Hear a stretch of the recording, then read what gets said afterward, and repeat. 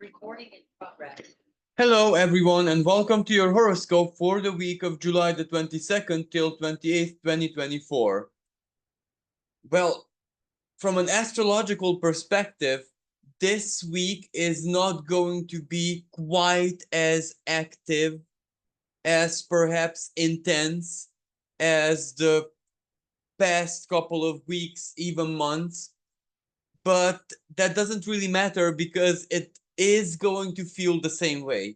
It is not going to feel any less intense. So it's not going to be like a small moment of respite from the tumultuousness and the intensity and the symbolically, and where I live literally as well, the heat of this energy. So this is because we begin the week just one day after a really powerful and intense, so 29-degree energetic full moon in Capricorn. That happens on the 21st. So today when I'm recording this.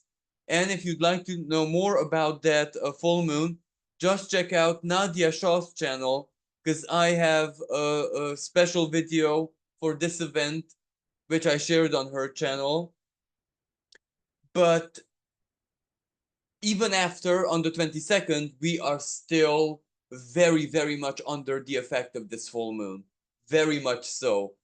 Just that perhaps the energy um, transforms a tiny little bit, but that transformation is in the context of the full moon itself. It is basically like an extension of the full moon's energy, very strongly felt. So if we look at the sky on the 22nd, we can see that at this time the sun is already entered Leo. The full moon took place with the sun at 29 degrees of Cancer. So the sun finally left, that was eliminated from Cancer, so to speak, and it started its journey into Leo. Leo, the sun's home sign, where it is its most powerful, where it is its most intense, where it is its most comfortable. And this even literally, because usually Leo season is when the heat of the summer is at its finest, at its best. So yes, absolutely. But as soon as the sun enters Leo, immediately it starts holding the opposition to Pluto, being at 0 degrees and 53 minutes retrograde in the opposite sign, so Aquarius. But this itself is also part of the full moon because the full moon was conjunct Pluto. So now that the sun makes this opposition, it is where the effect, revelatory quality, the truth, the even vibe, or whatever this full moon stirs up in our lives, in our psyche. As I said, it doesn't necessarily have to be an outer expression. Why? Well, because the sun held a trine with Neptune at the moment of the full moon, so on the 21st. So that means that Neptune is the spirit, the feeling, the psyche, the surreal, even karmic. So it can just be something internal, but it is very significant and powerful and awakening in a certain way. And the sun making the opposition to Pluto, so it sinks in, something sinks in. It may make us feel a bit overwhelmed, like one expression of this energy, Aquarius.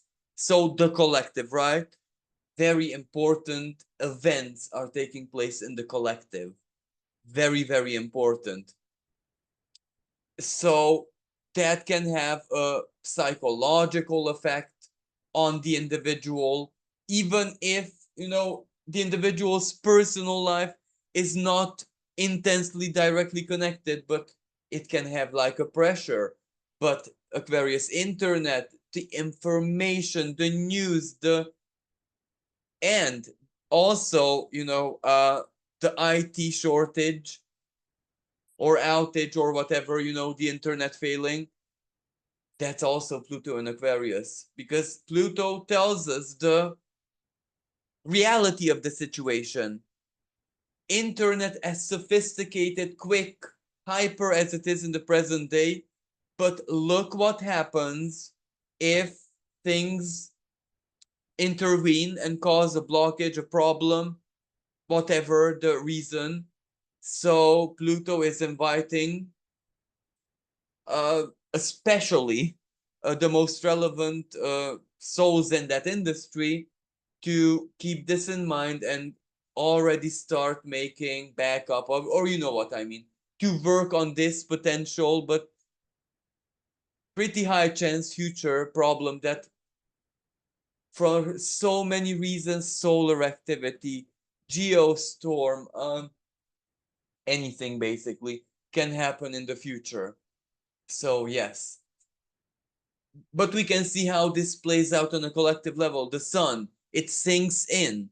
We become aware that, well, maybe I cannot base my life blindly on the fact that there is always going to be 100% internet.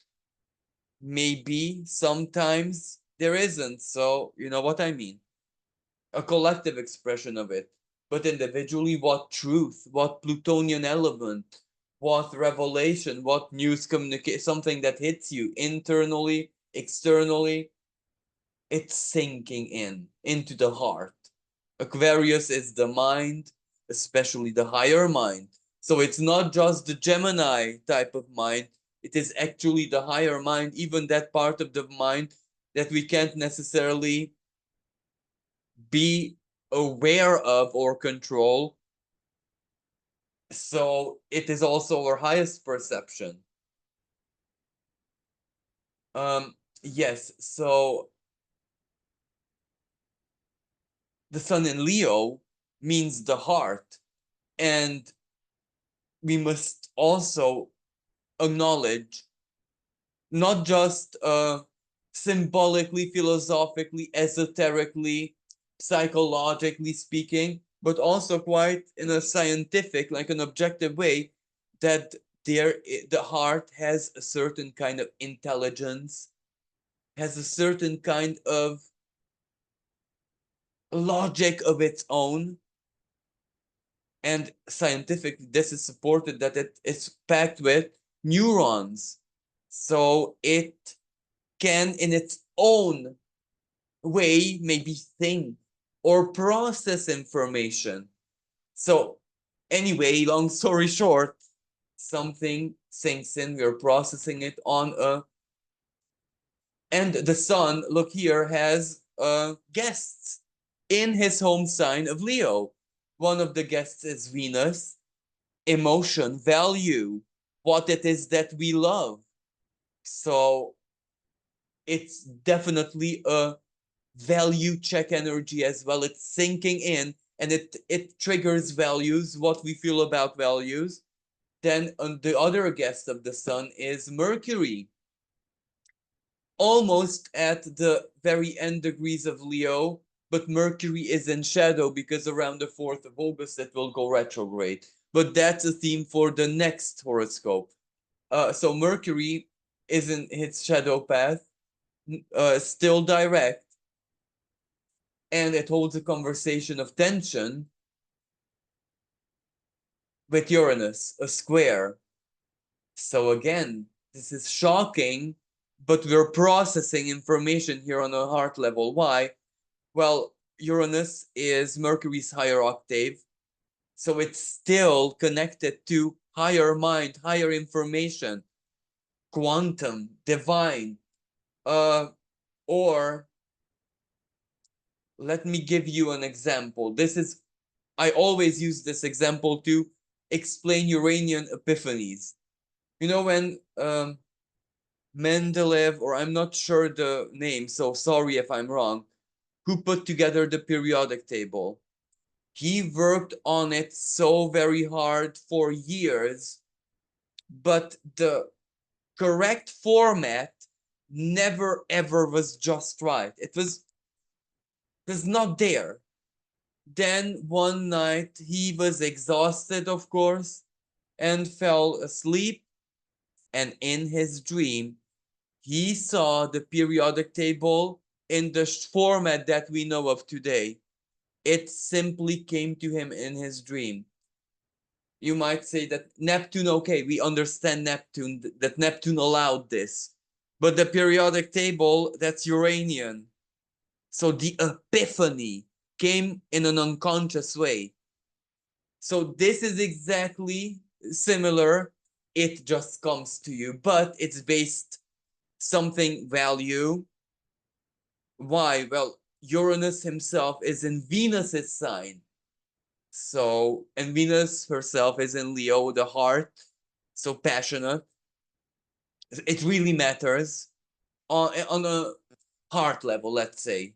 And the Mercury is the mind processing it, but taking consideration not just the immediate perceptions, but also Uranus, the higher realms, the higher understanding, trying to get as high with its perception and way of thinking as it possibly can, trying to reach the limits of one's personal thought processes, if that even makes sense. So basically, the limits of our mind, but individually speaking, this is totally different for each and every individual. So you can see how this energy is definitely uncomfortable, but there is so much potential here. Epiphanies, sudden realizations, the truth, one's truth in that sense regarding value or love or passion or stuff like that just comes out of nowhere and it's there. It's so there.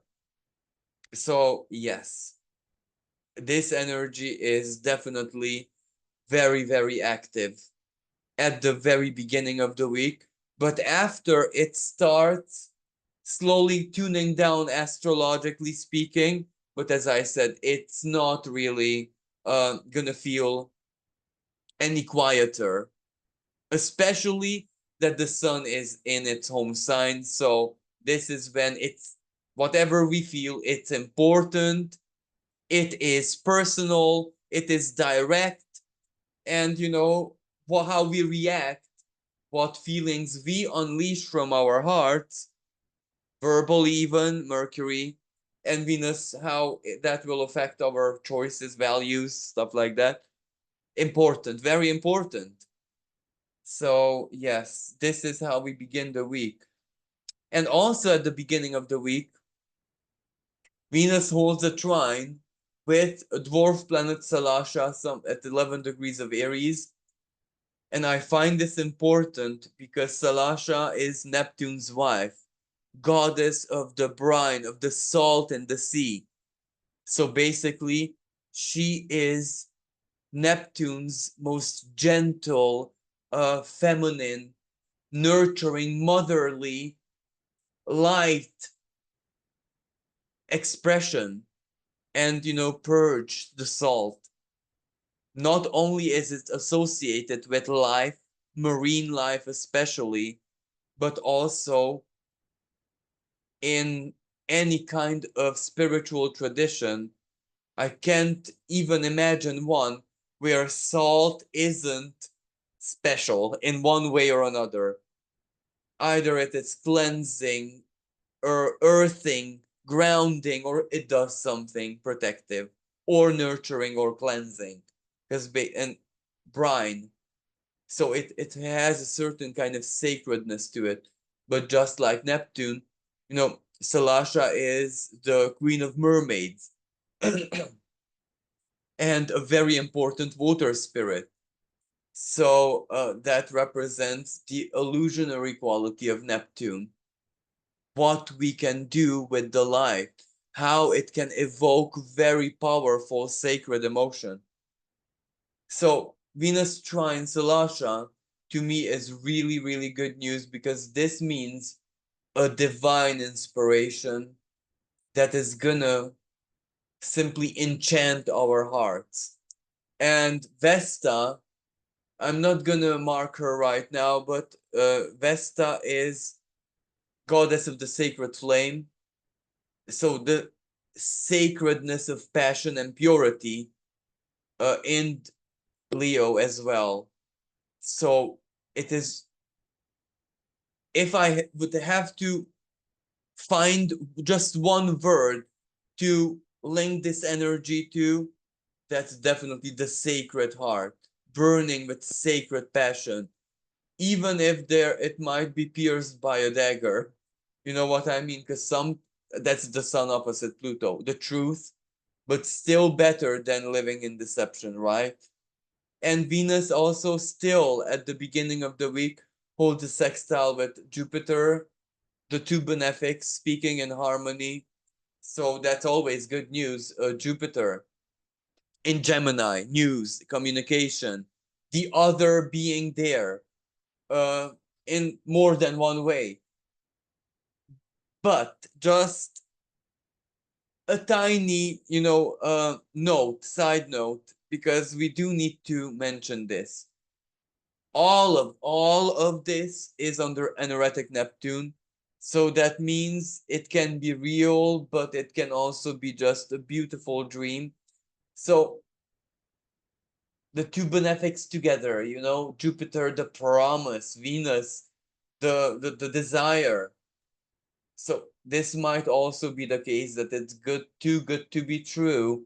So that's why I allow Mercury retrograde its moments to clarify this. You know what I mean? Whatever promise or good news or something divine, why not love, romance, Venus and Leo? Very much the romantic, sensual, passionate heart. And Jupiter, beautiful words in Gemini, but it's pumped up, it's inflated, it's expanded by Jupiter. It's more than real. You know what? Not necessarily in a bad way, like a player, but Gemini is playful, so don't take it seriously.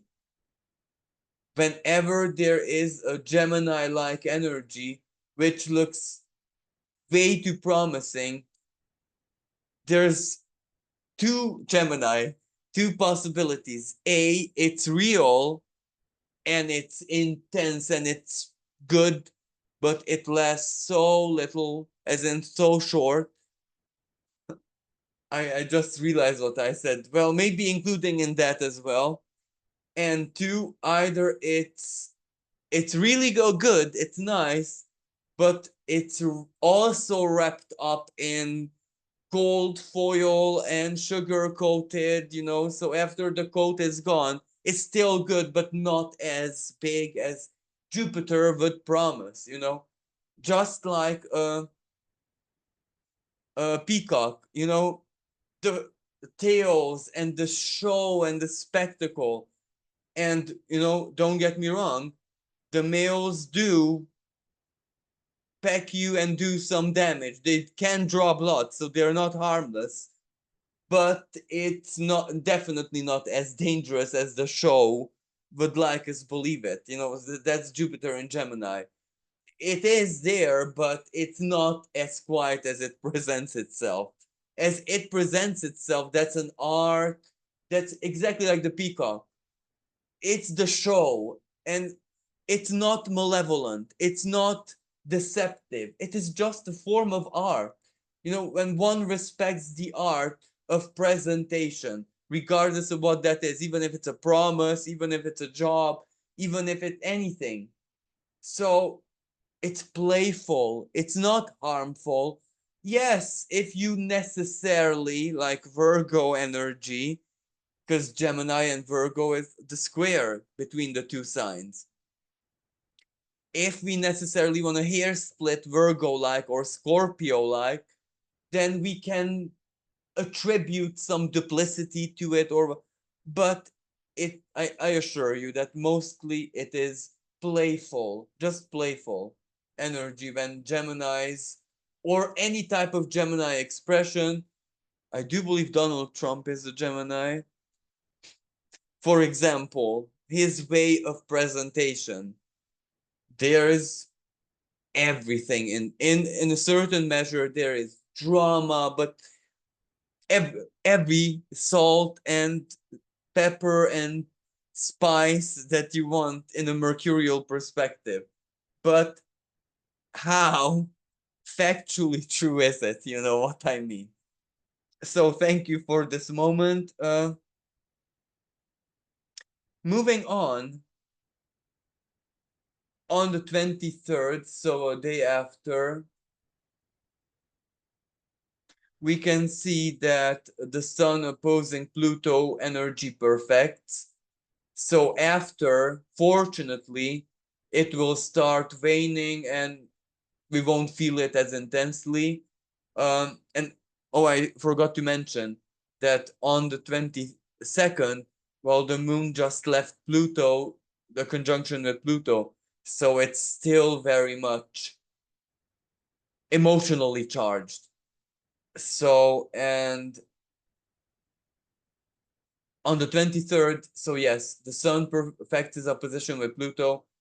So we are still processing. It is still sinking it. It can still be intense, but not necessarily in all that bad way, because anything that we acknowledge, anything that is definitely a truth, and we let it sink in, the truth always sets us free, and that's power to choose differently, to learn from it, to work around it. But first, we need the truth, and then we can find solutions, especially that Aquarius. What is the greatest power of Aquarius? But from a rather earthly practical point of view, not the philosophical.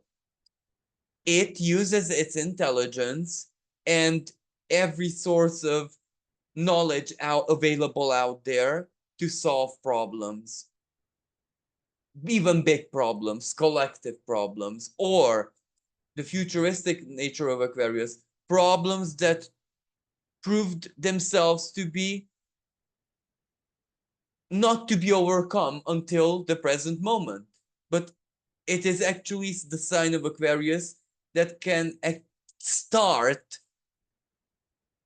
some, and Pluto in Aquarius, Pluto exactly the transformation, and in the 0 degrees start uh creating something or planting seeds of intention to that which was until then unsolvable, unfixable, on whatever, to change this, to start having a solution. Something is being built, something is being invented, something is being thought of, something is being experimented with. Before any invention, idea, or epiphany, the periodic table enters, well, there has to be an invitation, a need, a purpose, and that's very much the opposite sign of Aquarius. It's Leo, the desire, the need, the spark.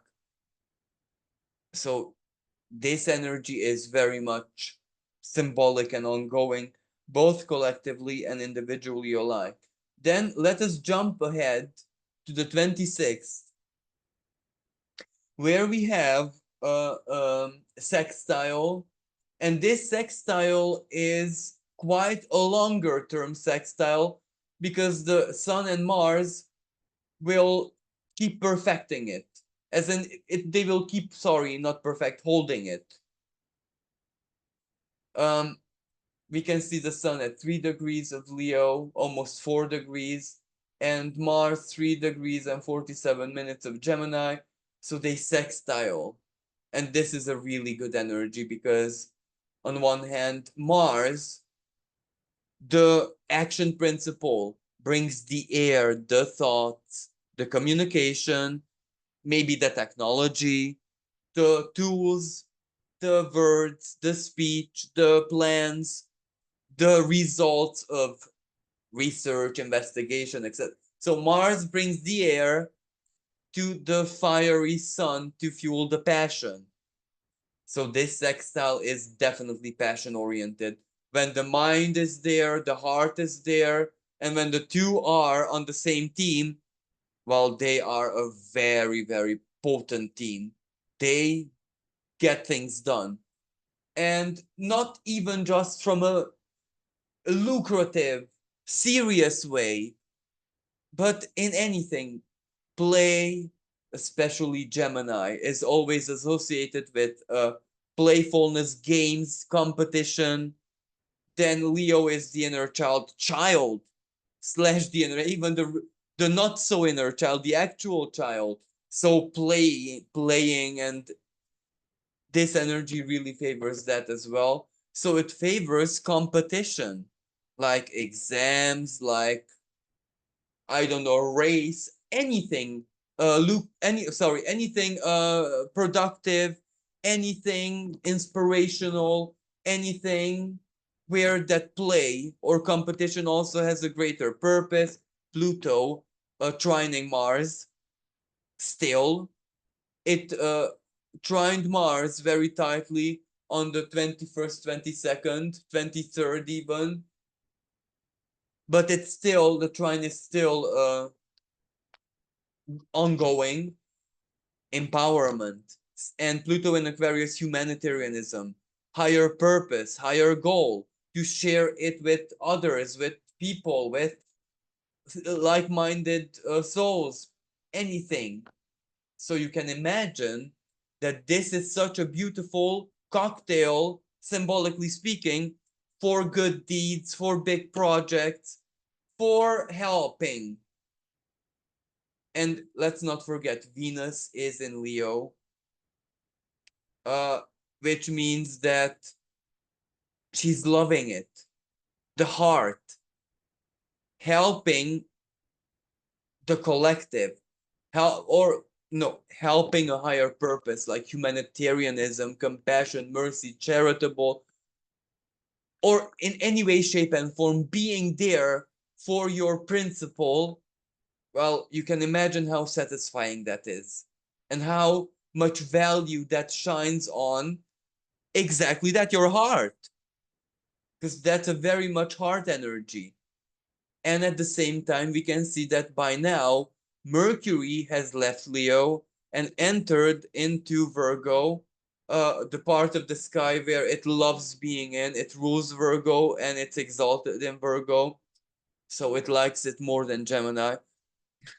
When I was young, I always felt discriminated by Mercury because I'm a Gemini.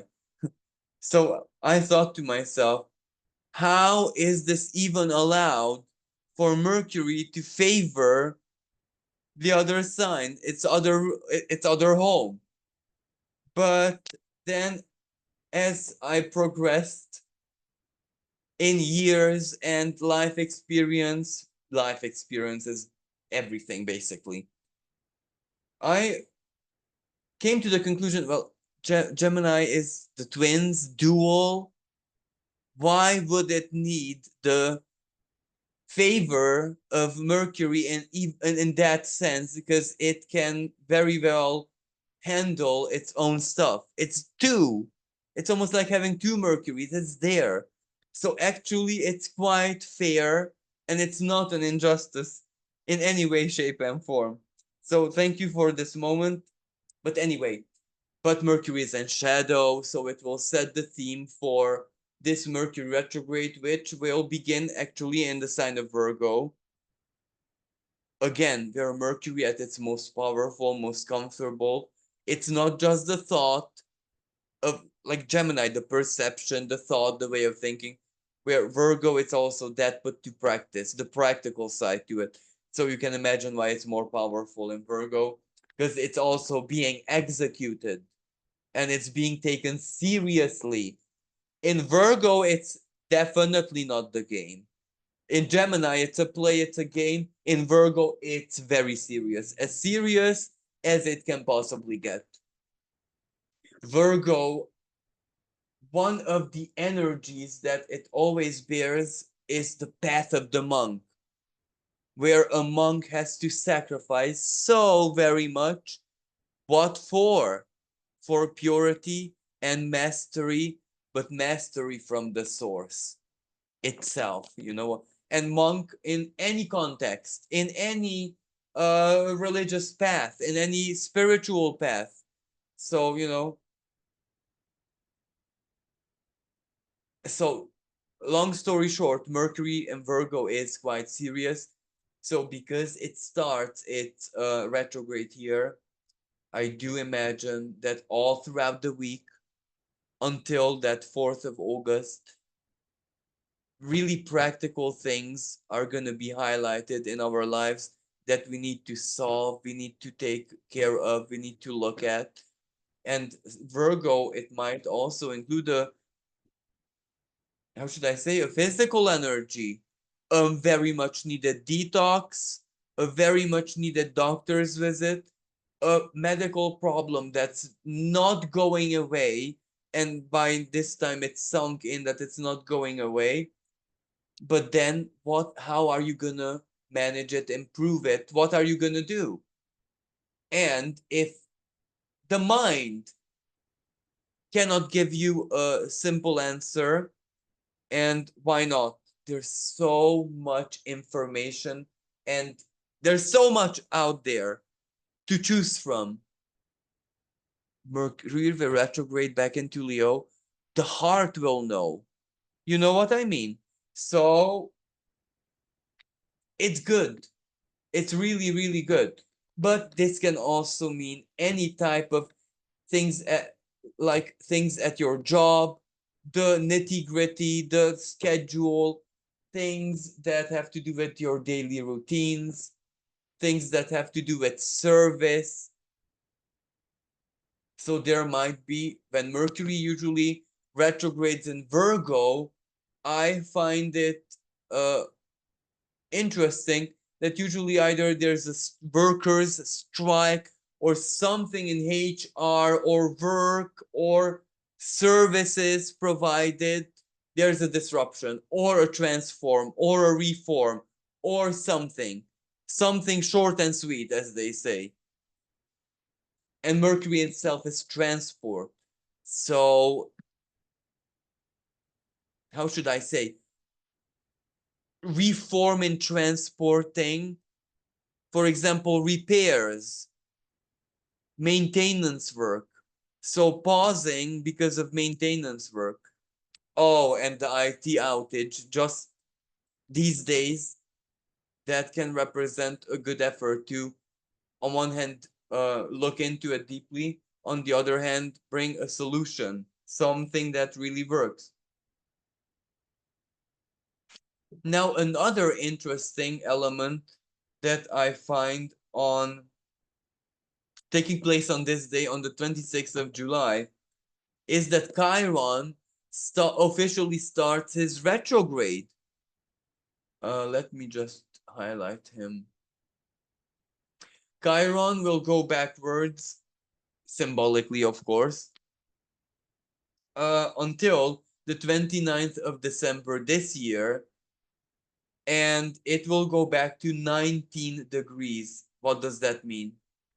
Yes, you guessed it, the total solar eclipse in April, April 2024, 8th of April, something like that, where that eclipse was hand in hand, conjunct to the degree Chiron.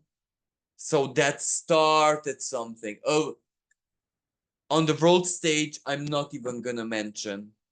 Just look back what all the things that happened in April in several parts of the world, not just the obvious.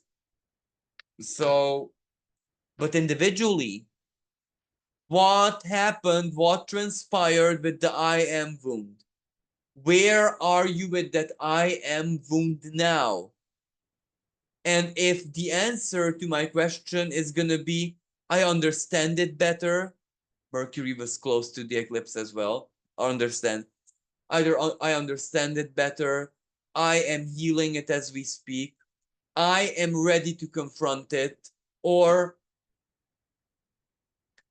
Venus will, very short side note, Venus will trine Chiron at the very end of next week, really. So this is definitely a moment when we tap ourselves in the back, because anything that we might have done with that I am wound, and any healing efforts or anything that we allow to sink in, now it pays off. We can love ourselves more because we understand the wounding, how hard it was for us, and we didn't even know. We didn't even realize. We were totally oblivious to our own hardship with the I am wound. And the eclipse energy really answers why. Well, why? Because we had to be disconnected from, you know, the collective expectations. We have to, we had to become aware that we lived through a change of times. 2020, January, when we had the Saturn Pluto conjunction in Capricorn, super rare. Very, I don't need to actually say anything because we just need to look back at January 2020 and what happened around that time and after. And then December 2020, when there was the meeting of Saturn and Jupiter, the Great Conjunction, opening the age of Aquarius at 0 degrees of the sign of Aquarius. Pluto is there. Pluto is exactly there. Chiron, well, Chiron, as I said, is standing still in the sky, highlighting what we've done with the wound very intensely. And then it will aim for that 19 degree of Aries, the eclipse point. So in December, all of the healing will look even differently than it does in the present moment. That's why in the present, we might get a check-in, even if this can play out in so very many ways. Another person, we see something on the internet, like your astrologer or a healer or whatever says something that makes you think back to your wound and how much you healed or what has occurred in your life with it.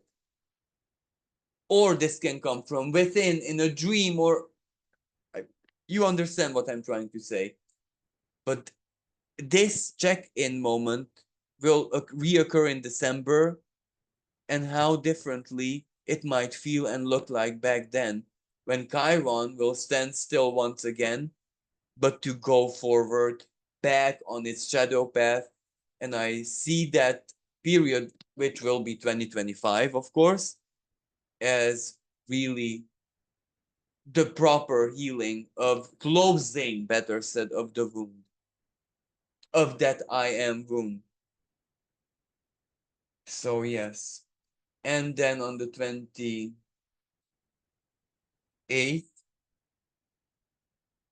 we have here Mercury at 1 degree of Virgo, which means it's squaring Sedna, dwarf planet Sedna in the sign of Gemini, which means Pluto, of course, is trining it, but this trine between the two is very long-term energy. So that's why I don't usually mention it, because it's long-term. It will last on and off for, I do believe, another year or even more so.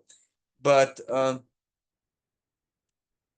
what I want to say with this is that because it's activated in such a way, we understand the sacrifices.